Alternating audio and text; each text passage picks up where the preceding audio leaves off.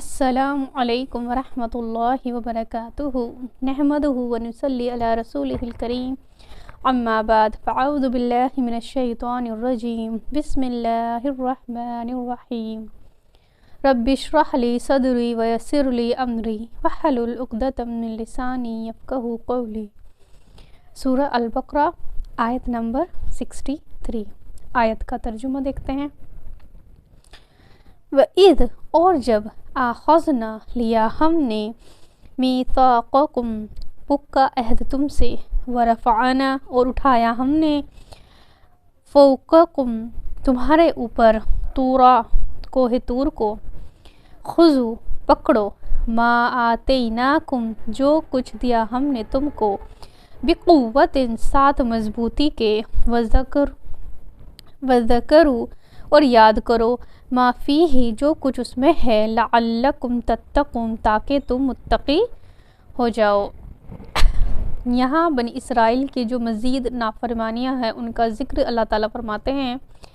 یہ آیت اس واقعے کو بھی یاد دلاتی ہے جو ہم نے پچھلی آیت میں پڑھا، جب بنی اسرائیل کے 70 افراد جن کے اوپر کوہ طور پر بجلی گر گئی تھی ان کی ایک بات پر، پھر اللہ تعالیٰ نے ان کو دوبارہ زندہ کیا تھا، تو ان میں سے کچھ اور لوگوں کو کوہ طور کے دامن میں لایا گیا اور ان سب سے کہا کہ جو تم نے عہد کیا ہے اسے، جو پختہ عہد ہم نے تم سے لیا تھا اسے پورا کرو۔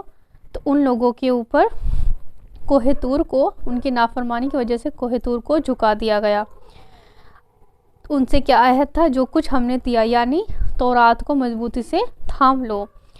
تو جب بنی اسرائیل نے اپنے اوپر کوہ طور کو جھکتے ہوئے دیکھا، تب بھی وہ ایسے جھانک کے دیکھ رہے تھے کہ وہ گر رہا ہے کہ نہیں۔ تب جا کے انہوں نے اللہ سے توبہ کی اور ان کو اپنی غلطی نافرمانی کا احساس ہوا۔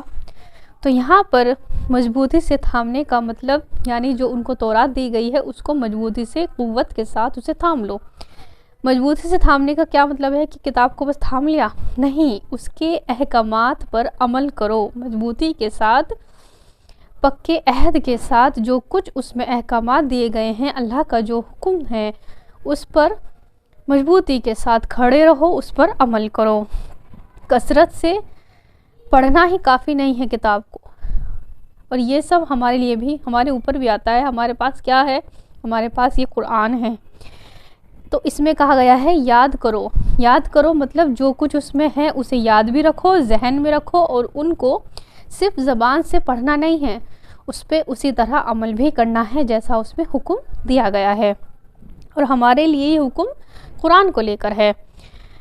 اس پر غور و فکر کرنا، اس کی ہدایت جو یہ ہمیں دیتی ہے ہر طرح کے معاملات میں، جو یہ ہماری رہنمائی کرتی ہے، اس پر عمل کرنا۔ تو یہاں پر ہمیں اپنے لیے کیا لینا ہے اس آیت میں سے، کہ ہمیں اس قرآن کو مضبوطی سے تھامنا ہے، اس کے احکامات پر پوری طرح اللہ تعالیٰ ہمیں ثابت قدم رکھے کہ ہم اس کے احکامات جو ہیں ان کو پورا طریقے سے اس پر عمل کریں۔ تو ہمیں اس آیت سے یہ سیکھنے کو ملتا ہے۔ السلام علیکم ورحمۃ اللہ وبرکاتہ۔